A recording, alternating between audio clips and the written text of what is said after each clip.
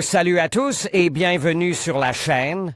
Je m'appelle Émile Garnier et ici, on parle de voitures sous tous les angles, entretien, astuces pratiques, fonctionnement des moteurs et bien plus encore. Si vous voulez mieux comprendre votre véhicule et éviter les erreurs coûteuses, vous êtes au bon endroit. Pensez à mettre un j'aime, à vous abonner à la chaîne et à regarder la vidéo jusqu'à la fin. Vous y trouverez des infos vraiment utiles. Lorsqu'il s'agit de l'évolution de l'industrie automobile nationale au cours des dernières décennies, il est difficile de ne pas être déprime. Projet Ava, Lada CE 2151, Yomobile, Mishka, vous souvenez-vous que tout avait bien commencé. Face à ces noms oubliés, le projet Atom est au moins aussi ambitieux.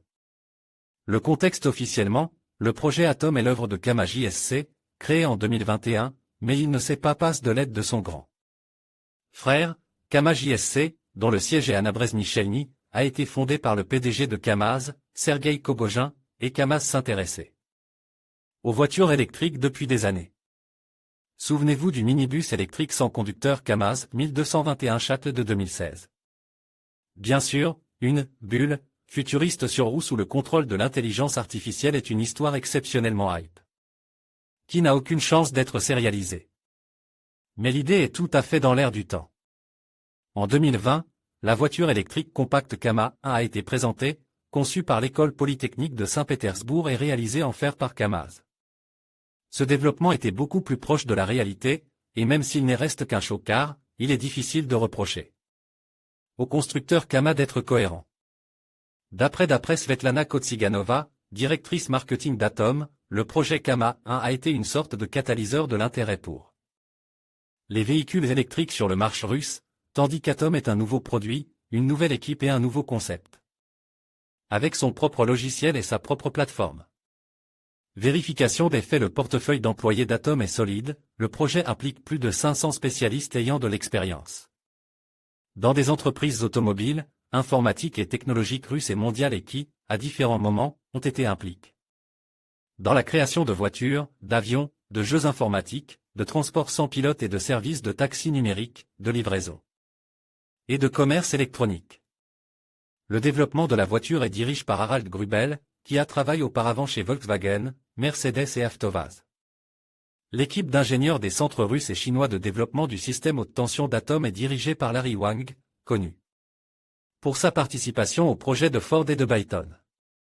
Du côté russe, les partenaires d'Atom dans le développement de la batterie et de la propulsion électrique sont les entreprises de Rosatom représentées par la société Renault. Lors de la présentation à Moscou, il a déjà été possible de sentir une cellule lithium-ion à haute densité énergétique, l'un des modules de la future batterie. Les premiers échantillons de la batterie seront testés dans le cadre des prototypes Atom dès cette année, et en 2025, ils seront produits par la première Gigafactory russe, Renault, à Kaliningrad. Quelle est l'idée? Les développeurs appellent Atom une voiture gadget dotée d'un système d'exploitation de cybersécurité de haute technologie basée sur Kaspersky OS, développé par Kaspersky Lab en collaboration avec Atom. Le Kaspersky Automotive Secure Gateway, CASG, est conçu pour protéger la voiture électrique contre le piratage et permettre en même temps des mises à jour logicielles sécurisées. Les développeurs de logiciels externes pourront améliorer et mettre à jour certaines fonctions de la voiture, et c'est à cette fin que sera créé le marché Atomverse. En fait, tout développeur aura la possibilité de créer et de vendre une nouvelle fonction pour Atom, qu'il s'agisse d'une interface de tableau de bord ou d'une voix off de navigation. Une telle personnalisation de l'Atom en ce qui concerne son utilisation pour les taxis, les livraisons ou l'autopartage est très intéressante. Imaginez que l'opérateur puisse programmer la limitation de la vitesse maximale et que l'utilisateur puisse personnaliser la voiture d'autopartage à l'avance par le biais de l'application. La deuxième idée consiste à mettre en œuvre plusieurs variantes d'aménagement intérieur sur la base d'Atom. Par exemple, dans un taxi, il est possible d'enlever complètement le siège du passager avant pour que le client puisse allonger ses jambes, et pour une voiture de livraison, il est possible de ne laisser qu'un seul siège pour le conducteur. La troisième composante est l'assistance active au conducteur et la conduite autonome. Dès les versions de base, toutes les Atom seront équipées de systèmes de maintien de la trajectoire, d'aide au stationnement automatique. de reconnaissance des panneaux de signalisation, de régulateurs de vitesse actifs, soit un total de 15 systèmes. Il est intéressant de noter que les concepteurs de l'Atom ont l'intention de vendre des ensembles prêts à l'emploi de systèmes de conduite autonome à d'autres constructeurs automobiles. Enfin, l'Atom devrait offrir d'excellentes performances de conduite.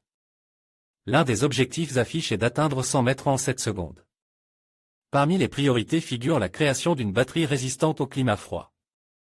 Le système de contrôle de la température de pointe annonce est conçu pour éviter une décharge rapide en hiver et garantir une autonomie de 500 km, selon le modèle.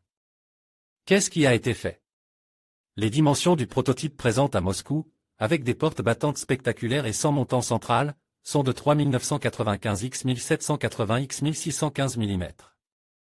En termes de taille, l'Atom est comparable à certains modèles réalisés, tels que la BMW i3, et le design développé par un bureau italien. Anonyme fait écho au GAC Aion Y ou au Hyundai Kona. En général, ce n'est pas surprenant, le facteur de forme d'une voiture compacte à haillons avec un porte-à-faux arrière-cour offre à la fois une grande maniabilité en ville et de l'espace dans l'habitacle. Dans ce cas, le niveau de confort des passagers est déclaré au niveau des voitures de classe C, voire D. L'intérieur de l'Atom est absolument minimaliste, volant avec écran intégré et réalité augmentée sur le pare-brise, une révérence à la génération habituée aux appareils sans bouton. La question de savoir s'il est pratique d'utiliser l'écran qui tourne avec le volant est une question rhétorique. Les details techniques de l'Atom de série restent un mystère derrière cette SO. On sait seulement que l'architecture haute tension a déjà été développée et que des laboratoires pour l'étalonnage, les essais des batteries, les entraînements électriques, le contrôle de la température et les systèmes de gestion des batteries sont en cours de construction. La future voiture est à propulsion arrière, bien que l'architecture permette une version à traction intégrale. Le plan pour 2023 est de créer au moins 10 échantillons fonctionnels de l'Atom. Tous seront envoyés pour tester les systèmes à haute tension, la suspension, le châssis, la direction et les systèmes de freinage. La préparation des processus de production sur le site de production russe est également en cours. Laquelle? Il sera officiellement annoncé au milieu de l'année 2023, mais il est fort probable qu'il s'agisse de l'ancienne usine Ford de Nabrezhny-Chelny. Plus de 90 sociétés internationales de conception d'outillage sont annoncées parmi les fournisseurs. À faire ou à ne pas faire? Faire des prédictions de nos jours est une tâche ingrate. Le projet Atom a démarré dans un environnement économique très différent. Depuis, les règles du jeu ont radicalement changé, les prix se sont envolés, de nombreux composants sont devenus indisponibles, de nouveaux acteurs sont apparus et la structure de la demande évolue. Rappelez-vous, il y a un an, nous n'avions pas entendu parler de Moskvich, et maintenant le gouvernement de Moscou prévoit d'acheter des milliers de voitures pour les taxis et l'autopartage, et il ne sera pas facile pour Atom de prendre sa part du gâteau. Il est donc difficile d'atteindre la perspective de produire 200 000 voitures par an et d'exporter vers les pays de la CEI, le Moyen-Orient et même la Chine. En conclusion, la voiture électrique russe Atom se distingue par son impressionnante autonomie de 500 km, sa traction arrière et son logiciel développé en interne. Ces caractéristiques en font un choix séduisant pour ceux qui recherchent une alternative durable et performante sur le marché automobile. Avec l'essor des véhicules électriques, l'Atom pourrait bien jouer un rôle clé dans l'avenir de la mobilité en Russie et au-delà. Merci de nous avoir suivis, et n'hésitez pas à partager vos impressions sur cette innovation.